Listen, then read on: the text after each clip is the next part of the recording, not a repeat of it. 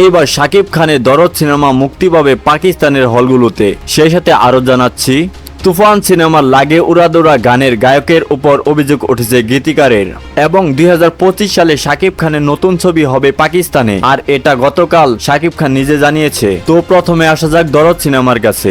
অনন্য মামুন পরিচালিত এই দরদ সিনেমা একটি ইন্ডিয়ান মুভি, আর এই দরদ সিনেমা নিয়ে টেনশনে পড়েছে ছবির পরিচালক অনন্য মামুন। দেশের পরিস্থিতি বিবেচনা করে এই ছবিকে পিছিয়ে দেওয়া হয়েছে, এবং শোনা যাচ্ছে এই ছবি বিভিন্ন দেশে চলবে, যেমন পাকিস্তান। কিছুদিন আগে শাকিব খান পাকিস্তানের একটা প্রেস মিটিং এ বলেছিল যে আমার দরদ সিনেমা এই পাকিস্তানে মুক্তি পাবে, আর সেটাই হতে যাচ্ছে আগামী দিনগুলোতে। এবার আসা যাক গীতিকার শরীফুদ্দিনের কাছে। শরীফুদ্দিন জানিয়েছে তার কাছে অনুমতি না নিয়েই লাগে উড়াদুরা গানটি প্রকাশ করেছেন প্রীতম হাসান, আর এই বিষয়ে আইনি ব্যবস্থা নেবে শরীফুদ্দিন। তবে কি এবার প্রীতম হাসান জেলে যাবে শরীফুদ্দিনের জন্য?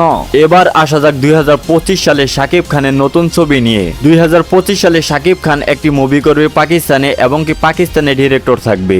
সম্পূর্ণ মুভি থাকবে পাকিস্তানি, এতে কোনো বাংলা ভাষা থাকবে না, বাংলাদেশের কেউ থাকবে না, শুধুমাত্র সুপারস্টার শাকিব খান থাকবে। তবে কি শাকিব খান এবার দেশের বাইরেও জনপ্রিয়তা লাভ করবে, এবং কি পাকিস্তানে তার কেরিয়ার ধরে রাখতে পারবে? তোমাদের কি মনে হয় তা কমেন্টে জানিয়ে দাও তোমাদের মতামত। সেই সাথে নতুন নতুন আপডেট ভিডিও পেতে আমাদের এই চ্যানেলটিকে অবশ্যই সাবস্ক্রাইব করে নাও। ধন্যবাদ।